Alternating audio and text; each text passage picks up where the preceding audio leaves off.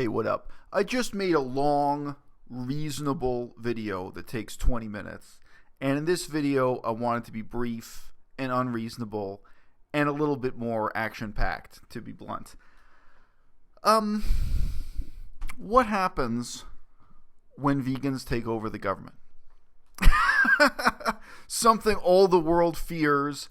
And, I think actually we ourselves, I think people who are a little bit thoughtful and reflective and philosophical about veganism, we might be afraid of that scenario also. We have a very interesting analog, a very interesting case study in India right now with the controversy surrounding the ban on beef and various sort of halfway bans on meat production, slaughter of animals.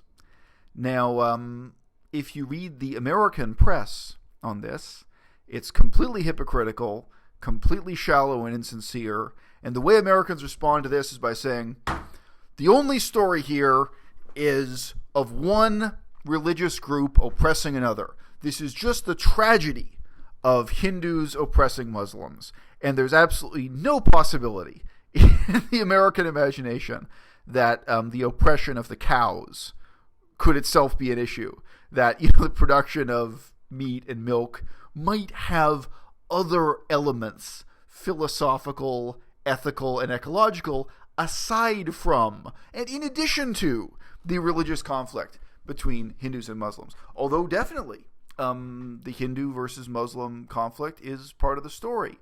I had a lot of interest a few years ago in the debates in Sri Lanka. Sri Lanka is a small country just southeast of India, where instead of Hinduism, it's Buddhism. That's the most popular religion. They also have a significant Hindu population.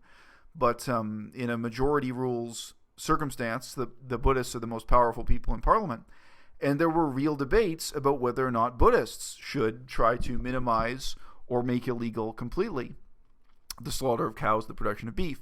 And again, there are interesting religious elements, partly because Buddhists do eat beef, but they buy beef from non-Buddhist slaughterhouses.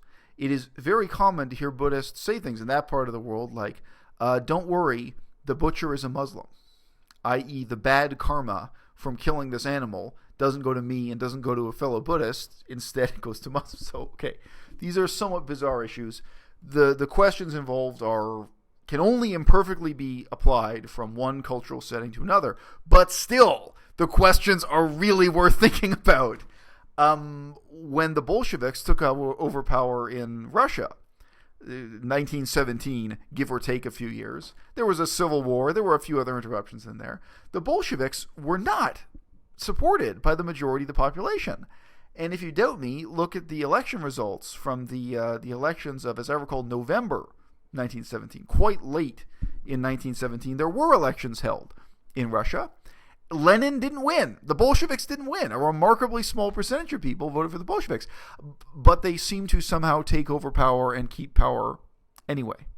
The Soviet Union was not known for having a tremendously fair or democratic system of government, as you may have heard. But those elections proved it. So, it does happen from time to time in history that a minority has the dynamism and organization to somehow take over government or have a significant control of government. And it's not inconceivable. People make the defensible claim that Israel is about 7% vegan. In the near future, a place like Taiwan, a place like Sri Lanka, a place like India, 4 totally different cultures. Israel, Taiwan, Sri Lanka, India. These could have, minorities of vegans who somehow get organized and take over the power of the state and start imposing their will on others. I mean, in reading history, as something very different from living through history, in reading history, it's always easy to feel sympathy for the oppressed party, even if they're wrong, even if they have blood on their hands, even if they're terrible people in so many ways. In reading about communism, which I do a lot of at the university, when the communists are the ones being persecuted, when it's the communist who is living in a cave in the jungle, sleeping with a gun under his pillow. He has no electricity. He's on the margins of society, and he's being persecuted because of his beliefs. It's very easy to sympathize with the communist side. When the communists take over the government and start doing the persecuting, when they start murdering millions of people, then obviously, your sympathy is instead with the people being persecuted, the people being slaughtered.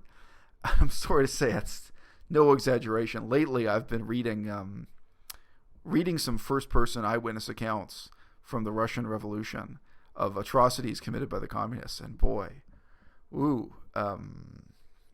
if you haven't already been scarred for life, really studying that chapter of history will scar you for life.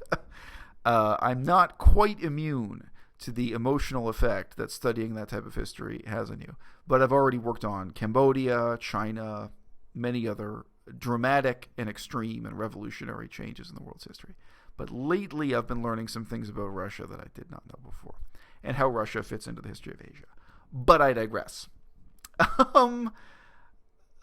Look, I think it really is an interesting and genuinely provocative question to ask.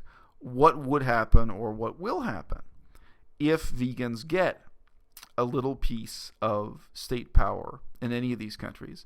It certainly isn't going to happen in Canada or in Germany or France in the next 10 years, because vegans are too tiny a minority there. But in the history of the world, for a well-organized, highly motivated minority of 7% of the population to really get some traction can happen in a cultural context where either Hinduism or Buddhism magnifies the significance of veganism, because people who are non-vegan can recognize this is something morally important. That's really the effect Buddhism has. Buddhism, the vast majority of Buddhists do eat meat, but still they recognize that abstaining from meat is important, and they recognize that the production of meat is itself violent.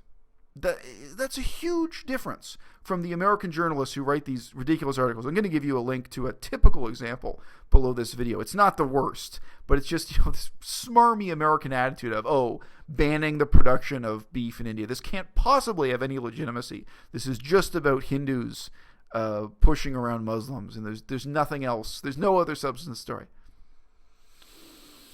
Well, what happens when vegans are the ones doing the pushing around?